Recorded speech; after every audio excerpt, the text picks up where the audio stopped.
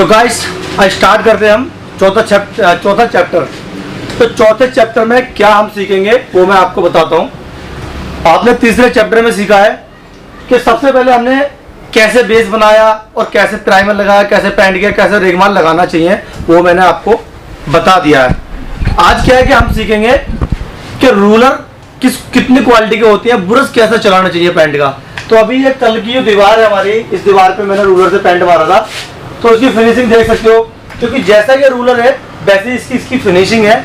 इसमें कई क्वालिटी के रूलर आते हैं, कम से कम 7-8 क्वालिटी के रूलर आते हैं जिनके बाल छोटे बड़े होते हैं। उससे क्या होता है कि जो पेंट का जो दाना है वो मोटा और बारीक पतला इस तरह से बनता है। इससे क्या है कि थोड़ा सा मोटा दाना बना, मोटा दाने की वजह से ये थोड़ा सा, क्योंकि ये जो रूलर है ये हमारा ज़्यादातर बाहर काम में आता है, मतलब एक्सटीरियर एरिया में काम आता है। जो एक्सटीरियर वाला एरिया होता है ना आपका, आउटर एरिया, वहाँ पे ये रूलर काम में आता है। क्योंकि इसके बड़े बड़े बाल होते हैं और बाहर जो है हमें मोटी परत मतलब बनानी होती है पेंट की, जिससे कि बारिश और धूप का असर ना पड़े और उसमें क्रैक ना आए। तो इस करके मोटी परत बनानी पड़ती है, तो इससे मोटा मटेरियल लगता है। तो आज मैं आपको जो बताना जा रहा हूँ वो बताऊँगा तरकीब कि किस तरीके से आपने ब्रश चलाना है। अगर ब्रश का तरीका अगर आपको सही लगता है और सही आप चलाना ढंग में सीख गए तो आप बिना किसी के साथ चले हुए काम कहीं पे, जैसे आपने कहीं पे काम करना है और वहाँ पे आप जा रहे हो पहली बार और आपने अगर वीडियो देख ली मेरी, तो वीडियो देखने के बाद आप वहाँ पे आसानी के साथ ब्रश चला सकते हो। तो कल मैंने यहाँ पे रूलर चलाया था, आज मैं इस पर ब्रश चला के दिखाऊंगा, वो भी दूसरे कलर का। तो मैं स्टार्ट करता हूँ अपनी वीडियो ब्रश चलाने से। तो स्टार्ट करते हैं हम इस पर ब्रश से कोट लगाना, और किस तरह से कोट लगेगा वो मैं आपको इस वीडियो में बताऊंगा।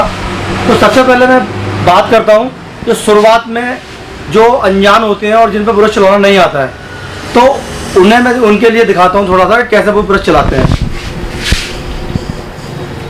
अभी क्या है कि देखो ये मैंने ले लिया ब्रश, और इसके अंदर मटेरियल वो इतना भर देते हैं कि वो नीचे टपकता हुआ जाता है। ऐसे करके देखो, ऐसे टपकता है। उससे क्या होता है, फर्श नीचे खराब होता है हमारा। अगर मटेरियल अगर आप भरते भी हो ना, तो इसको 1-2 बार जो बाल्टी है डब्बा है उसके साइड से यूं इसको टच कर लो, जिससे कि माल इसके अंदर सेट हो जाए और नीचे न टपके हमारा। तो इसको मैं 1-2 बार इसको टच करता हूँ डब्बे से, अपनी ट्रे से। तो ये हो चुका है ट्रे, बगैर मैं दिखाऊंगा टच कैसे करते हैं।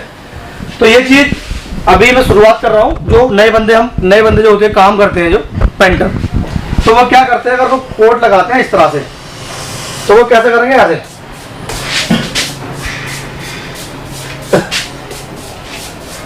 ये है नए बंदों की चाल। इस तरह से कोट लगाते हैं जो न्यू बंदे होते हैं, ठीक है। अब इसकी वो सफाई भी कैसे करेंगे, ऐसे करके, ऐसे, क्योंकि उन्हें ये देखिए इस तरह से सफाई करेंगे। अब इसमें ना ही ये जोड़ मिला इसका, ना ही ये जोड़ मिला और ना ही ये जोड़ मिला। क्यों नहीं मिला, क्योंकि हमने जो ब्रश चलाया है वो इस तरह से चलाया है जैसे कोई नाई हमारी दाढ़ी बनाता है ना, वैसे उसमें ब्रश चला रहे हैं। तो भैया उसकी शेप कहाँ से बनेगी, दीवार की फिनिशिंग कहाँ से आएगी, तराज चलाने का तरीका तो हमें याद ही नहीं है। तो और दूसरी बात, ये हमारा जो हाथ है ना, इसको पूरा ऐसा हिलाते हैं, ऐसे पूरा। ये पूरा हिलाने की जरूरत नहीं होती, मैन होता है ये कलाई और ये उंगली। और अनाड़ी बंदे क्या होते हैं, वो यहाँ पकड़ते हैं, ऐसे पकड़ते हैं। जैसे देखो मैं दिखा रहा हूँ, ऐसे ब्रश पकड़ेंगे और ऐसे दीवार पर चलाएंगे, ऐसे। तो अब इससे सफाई नहीं आने वाली, और ना ही तुम्हारी जो ब्रश जहाँ पे चलाओगे आप, वो सीधा पैटर्न नहीं आने वाला। अब ब्रश में चलाता हूँ सही से, कि कैसे सही से हम चलाते हैं। अब देखिए पकड़ने का मेरा, सबसे पहले पकड़ने का वो देखिए हिसाब कैसा है मेरा। ये देखिए इस तरह से पकड़ा, ये उंगली हमारी यहाँ पे आ गई। अब क्या है कि सिर्फ हमारी कलाई चलेगी, बाजू तो चलेगा ही चलेगा, लेकिन ज्यादातर हमारी कलाई मुड़ेगी। और इसका पैटर्न जो है वो हमने सीधा करना है। और सीधा कैसे करना है, कहाँ तक लेना है, 1 फुट तक या आधा फुट तक नहीं मारना है हमने, लंबे लंबे हाथ मारेंगे, वो भी पूरे सीधे मारेंगे। ये देखिए, ये देखिए,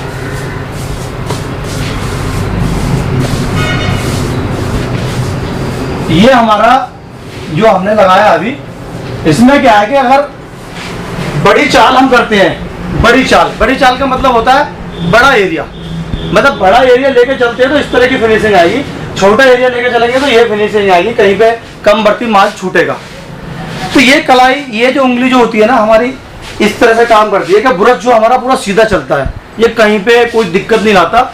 और इससे क्या होता है, काम की जो फिनिशिंग है इस तरह की बहुत बढ़िया आती है। तो मैं इसको पूरी दीवार, इतनी दीवार करके दिखाता हूँ पहले। ये देखिए पूरी फिनिशिंग, क्योंकि मैंने आधी दीवार नहीं करनी और लंबे लंबे हाथ मारने हैं। तो आप भी इसी तरह से बड़े बड़े हाथ मारे, मतलब काफी एरिया ले ले, कम से कम 3 से 4 फीट, 3 फीट तक का एरिया आप ले सकते हो। छोटे छोटे एरिया से क्या होता है, पैचेस बन जाते हैं और उसमें जो मार्क्स है ना, जो ब्रश के मार्क्स होते हैं वो हमेशा दिखाई देते हैं। ये देखो, और ना इसमें फिनिशिंग आती है। अभी क्या है कि देखो पूरा सीधा सीधा चलाया है मैंने, कहीं पे बीच में जोड़ नहीं है। इसी तरह से पूरी दीवार को मैंने करना है। अभी दूसरा एक तरीका और, अब इसको हमने इतना पेंट किया है। अभी आप सोचोगे यार कि आधी दीवार हमारी हो गई है और एक बंदा काम कर रहा है, उसमें जोड़ आ जाते हैं। कुछ पेंट ऐसे होते हैं जिसमें जोड़ आते हैं, तो आपको जोड़ का भी तरीका बताऊंगा, पर वो नेक्स्ट वीडियो में, कि जोड़ आप कैसे दीवार के अंदर कम कर सकते हो। सबसे ज्यादा कंप्लेंट जो आती है कि यार पैंट के अंदर जोड़ आ गए, तो भाई जोड़ आते हैं, लेकिन उसका तरीका होता है कि जोड़ नहीं आने चाहिए। वो भी मैं आपको बताऊंगा तरीका, कि पैंट के अंदर आप साइड से देखो, चाहे ऐसे देखो, चाहे इधर से देखो, आपको जोड़ कहीं नहीं आएंगे।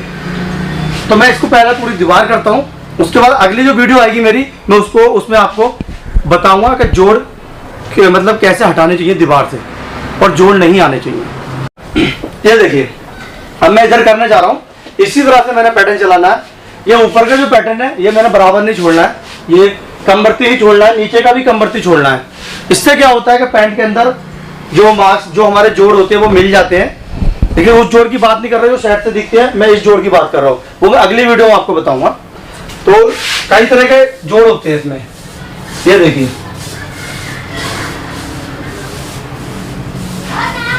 इससे क्या होगा, अगर आप बड़े बड़े हाथ मारोगे, लंबे लंबे हाथ मारोगे इस तरह से, एक तो आपका ब्रश जो है वो सीधा चलेगा, और दूसरी बात ये कि इसमें वो जोड़ है वो भी नहीं आने के।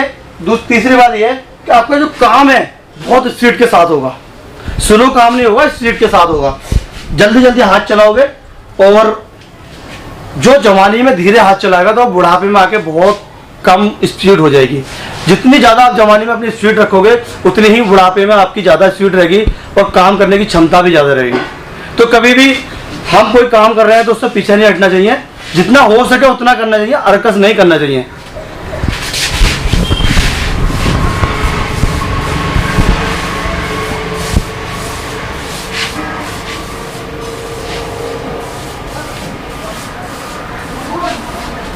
अभी भी मेरी उंगली आप देख सकते हो यहीं पे मिलेगी आपको। अब रह गई इस कटिंग की बात, इसको मैं कटिंग भी काट के दिखाता हूँ आपको। अगर छत की कटिंग है आपकी या दीवार की कटिंग है, तो आपने किस तरह से कटिंग काटनी है। ये देखिए, ये उंगली मेरी यहाँ पे है, अंगूठा यहाँ पे है, और ये इस तरह से। तो थोड़ा सांस रोक के कटिंग काटनी है, सांस लेते पे कटिंग नहीं काटनी। सांस अगर लेते रहोगे ऐसा, तो इससे क्या होगा कि आपका हाथ डिगडिगा जाएगा और कटिंग टेढ़ी हो जाएगी। तो अभी हम करते हैं कि सांस थोड़ी रोकेंगे और कटिंग काटेंगे इस तरह से। ये देखिए, और ब्रश को हमने डायरेक्ट नहीं टेकना, डायरेक्ट इस पे नहीं लगाना है, हमने जो आराम आराम से इस हिसाब से लगाना है, जो इसकी जो धार है सिर्फ वही लगे। ये देखिए, पहले इधर करेंगे हम, इसके बाद ऊपर का जो धार है ब्रश की ना वो लेंगे।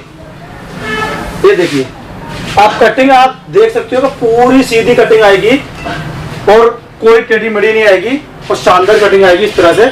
पर उसमें आपको सांस रोकनी पड़ेगी। सांस रोकने के साथ साथ आपने किसी से बात भी नहीं करनी होगी। अगर सांस रोक के कटिंग काटोगे तो सीधी आएगी, और बात करोगे आप उसमें और कटिंग काटोगे तो आपकी 100% खराब आएगी। तो अभी मैं दीवार करता हूँ पूरी।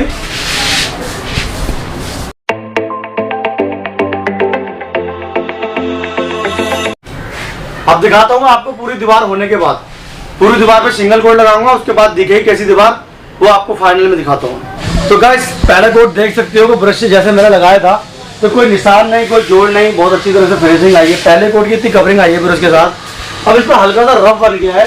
तो रफ का हमने क्या करना है कि पहले कोट में जब रफ बनता है, अगर हमारा लगता है कि दूसरे कोट में फाइनल होगा, तो पहले कोट में 320 का रेगमार हमें मारना होता है। कि मेरे पास एक वो रेगमार पड़ा तो यही लगा दूंगा मैं। ये देखिए, ये 320 है और इसको मैं हल्का हल्का रेगमार मारना है मैंने, जिससे कि दाना खत्म हो जाए।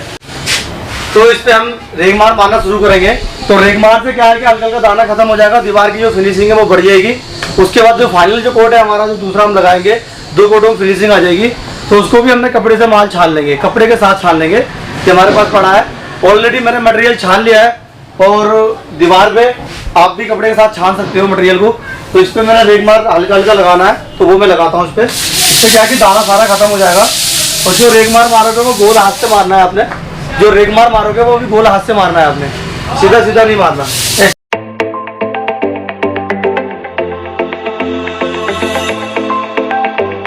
बस हल्का हल्का लगाना होता है इसमें, ज़्यादा नहीं, हल्का हल्का लगाना होता है, जिससे कि रफ खत्म हो जाए। अभी स्मूथ दीवार हो रही है, बहुत अच्छी इसकी फिनिशिंग आ गई है। हाथ लगाने का बार बार मन कर रहा है कि बहुत अच्छी मुलायमियत आ गई है। तो इसमें लगाते हैं हम दूसरा कोट। पहला कोट जो लगाया था हमने इस तरह से लगाया था, अभी इस तरह से लगाएंगे हम। तो अभी दिखा देता हूँ मैं आपको दूसरा कोट भी। दूसरे कोट में भी हमने इस तरह से पकड़ना है ब्रश, जैसे ही है, और बस थोड़ा सा डिफरेंट करना है, जो पैटर्न है हमारा वो डिफरेंट रखना है।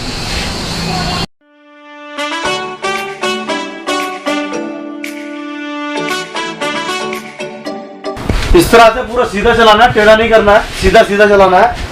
और जो ब्रश के जो मार्क्स है वो आपके वो नजर नहीं आने चाहिए, उसको घोट के चलाना है। 2 से 3 बार आप इस पर एक साथ में घोट सकते हो, 2 से 3 बार या 4 बार भी घोट सकते हो, जिससे कि ब्रश के जो मार्क्स है वो खत्म हो जाए। किसी भी कंपनी का पेंट ले सकते हो। जो मैं जो लगा रहा हूँ जो प्लास्टिक पेंट है, और हर कंपनी में आपको प्लास्टिक पेंट के नाम से मिल जाएगा। तो आप प्लास्टिक किसी भी कंपनी का ले सकते हो। ये जरूरी नहीं है कि मैं जो लगा रहा हूँ और मैं उसका आपको नाम बताऊँ और वही चीज़ आप लगाओगे। तो इसीलिए मैं नाम भी नहीं बता रहा उसका, कुछ नहीं बता रहा। इसीलिए मैं आपको कह रहा हूँ किसी भी कंपनी का आपका प्लास्टिक पेंट हो तो वो इस तरह से अप्लाई कर सकते हो, जैसे मैंने अभी किया इस पर। तो गाइस, जैसे देख सकते हो कि अभी दीवार हमारी फाइनल हो चुकी है और 2 कोटों में हमने ये फाइनल किया है। अगर इस पर हम उल्टा सीधा ब्रश चलाते और जो ब्रश के जो मार्क्स हैं, जो लाइन है, जिस तरह से हमने सीधा चलाना चाहिए, अगर वो टेढ़ा मेढ़ा चलाते या कमबरती चलाते माल छोड़ के, तो उसमें क्या होता है, आपको ब्रश से आपको 3 कोट मारने पड़ते हैं और ये फिनिशिंग भी आपकी नहीं आती। अभी मैंने इसमें मारे हैं तो ब्रश के जो मार्क्स वगैरह हैं वो बहुत ज़्यादा कम नज़र आ रहे हैं, क्योंकि पूरी तरह से नज़र नहीं आ रहे हैं। क्योंकि उसको जो मैंने जो जैसे ब्रश चलाया था तो वो चाल काट के चलाया और सीधा सीधा ब्रश चलाया था। तो फाइनली हमारी दीवार हो चुकी है। मिलता हूँ मैं आपको अगली वीडियो में फिर से।